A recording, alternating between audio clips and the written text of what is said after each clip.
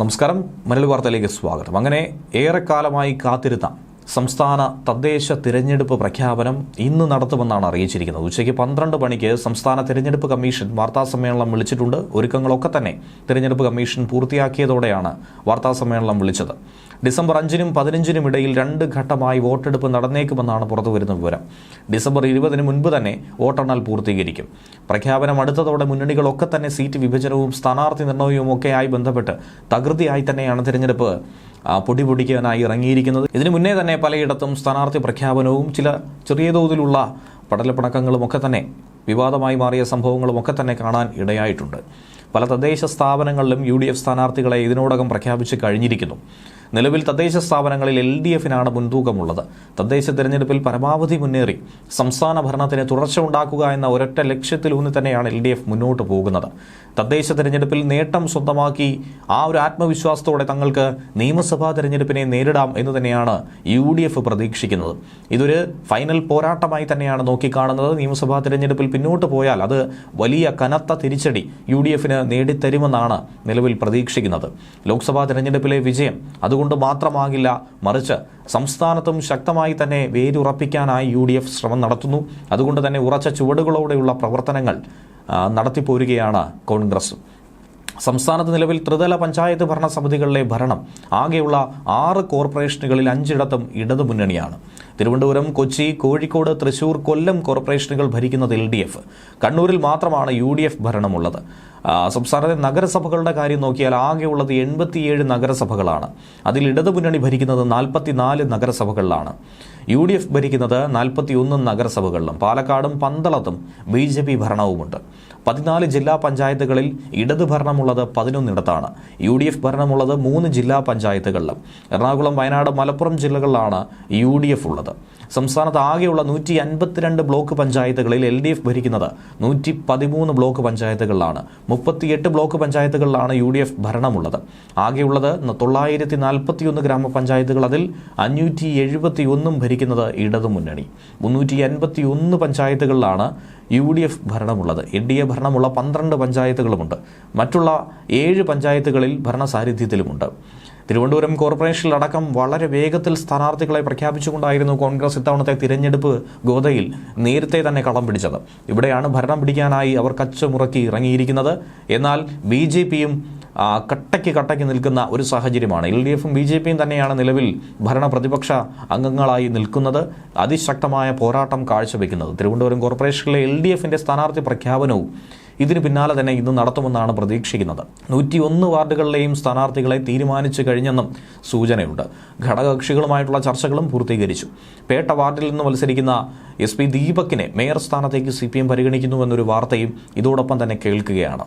ചാക്കയിൽ നിന്നും മുൻ mayor K. Sreekumar, വഞ്ചൂരിൽ നിന്നും മുൻ സ്ഥിരസമിതി അംഗം അധ്യക്ഷനായിട്ടുള്ള വഞ്ചൂർ ബാബു, പുന്നക്കാമുകളിൽ RP ശിവജി എന്നിവരാണ് മത്സരരംഗത്തുള്ള മറ്റ് പ്രമുഖ നേതാക്കളും. മുൻ കൗൺസിലർമാരായിട്ടുള്ള സിന്ധു, ഷാജിദ നാസർ എന്നിവരും CPMന്റെ പട്ടികയിൽ ഉൾപ്പെടുമെന്നാണ് പ്രതീക്ഷിക്കുന്നത്. തിരുവനന്തപുരം കോർപ്പറേഷൻ തിരഞ്ഞെടുപ്പിലേക്ക് 3ാം ഘട്ട സ്ഥാനാർത്ഥി പട്ടികയും കോൺഗ്രസ് പ്രഖ്യാപിച്ചു. അങ്ങനെ 16 ഡിവിഷനുകളിലെ സ്ഥാനാർത്ഥികളെ പുതുതായി പ്രഖ്യാപിച്ചു. 7 ഡിവിഷനുകളിൽ കൂടി സ്ഥാനാർത്ഥികളെ ഇനി പ്രഖ്യാപിക്കാനുണ്ട്. 15 സീറ്റുകളിൽ ഘടകകക്ഷികൾക്ക് സീറ്റ് നൽകിയിട്ടുണ്ട്. ഇനി കൊല്ലം കോർപ്പറേഷനെ കുറിച്ച് പറയുകയാണെങ്കിൽ INTUC ജില്ലാ പ്രസിഡന്റായിട്ടുള്ള AK ഹഫീസിനെയാണ് മേയർ സ്ഥാനാർത്ഥിയായി കോൺഗ്രസ് പ്രഖ്യാപിച്ചിരിക്കുന്നത്. കൊല്ലം കോർപ്പറേഷൻ തെരഞ്ഞെടുപ്പിൽ യുവനിരയെ ഇറക്കി തന്നെയാണ് കോൺഗ്രസ് ശക്തമായി തന്നെ ഇത്തവണ പിടിച്ചെടുക്കാനായി ശ്രമിക്കുന്നത്. 21 വയസ്സുള്ള 2 യുവതികളടക്കം 9 സ്ഥാനാർത്ഥികളെ കൂടിയാണ് കോൺഗ്രസ് കഴിഞ്ഞ ദിവസം പ്രഖ്യാപിച്ചത്. കോൺഗ്രസ് നേതാവ് V. ശിവകുമാറാണ് സ്ഥാനാർത്ഥി പ്രഖ്യാപനം നടത്തിയത്. കണ്ണൂർ ജില്ലാ പഞ്ചായത്ത് പ്രസിഡന്റായി CPM ഇപ്പോഴത്തെ വൈസ് പ്രസിഡന്റ് അഡ്വക്കേറ്റ് ബിനോയ് കുര്യനെയാണ് ഉയർത്തി കാണിക്കുന്നത്. ഇത് സംബന്ധിച്ചുള്ള പ്രഖ്യാപനവും ഇന്ന് തന്നെ ഉണ്ടാകും. ഇരിട്ടി സ്വദേശിയായ ബിനോയ് കുര്യൻ CPM ജില്ലാ കമ്മിറ്റി അംഗവും മുൻ ഇരിട്ടി ഏരിയ സെക്രട്ടറിയും കൂടിയാണ്. SFI മുൻ സംസ്ഥാന പ്രസിഡന്റ് K. അനുശ്രീ പിണറായി ഡിവിഷനിൽ നിന്നും ജനവിധി തേടുമെന്നാണ് റിപ്പോർട്ട് ലഭിക്കുന്നത്. നിലവിൽ CPM ജില്ലാ കമ്മിറ്റി അംഗം കൂടിയാണ് അനുശ്രീ.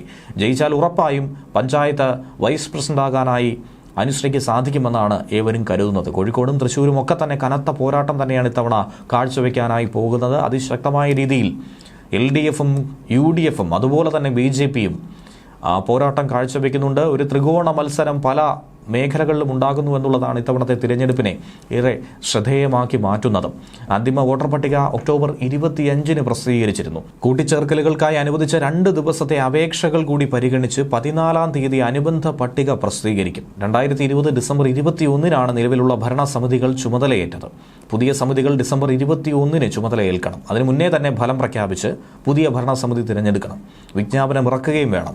941 പഞ്ചായത്തുകളും 152 ബ്ലോക്ക് പഞ്ചായത്തുകളും 14 ജില്ലാ പഞ്ചായത്തുകളും മട്ടന്നൂർ ഒഴികെയുള്ള 86 മുനിസിപ്പാലിറ്റികളും 6 കോർപ്പറേഷനുകളിലുമാണ് ഇത്തവണ തിരഞ്ഞെടുപ്പ് കാത്തിരിക്കുന്നത്. മട്ടന്നൂർ മുനിസിപ്പാലിറ്റിയുടെ കാലാവധി 2027 വരെയുണ്ട്. സംവരണ വാർഡുകളുടെയും തദ്ദേശ സ്ഥാപന അധ്യക്ഷരുടെയും നറുക്കെടുപ്പ് ഒക്ടോബർ അവസാനത്തോടെ പൂർത്തിയായിട്ടുണ്ട്.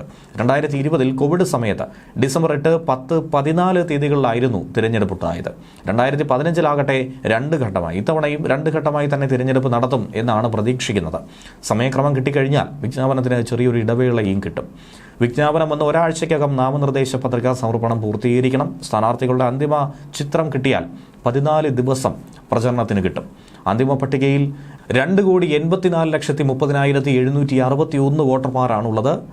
1,33,52,996 പുരുഷന്മാരും 1,49,59,273 സ്ത്രീകളും 271 ട്രാൻസ്ജെൻഡർ വോട്ടർമാരുമാണ് ഇതിലുള്ളത്. കൂടുതൽ വോട്ടർമാരുള്ളത് മലപ്പുറം ജില്ലയിലാണ്, 35,74,802.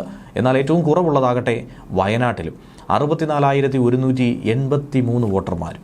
ന്യൂസ് ഡെസ്ക് മലയാളി വാർത്ത.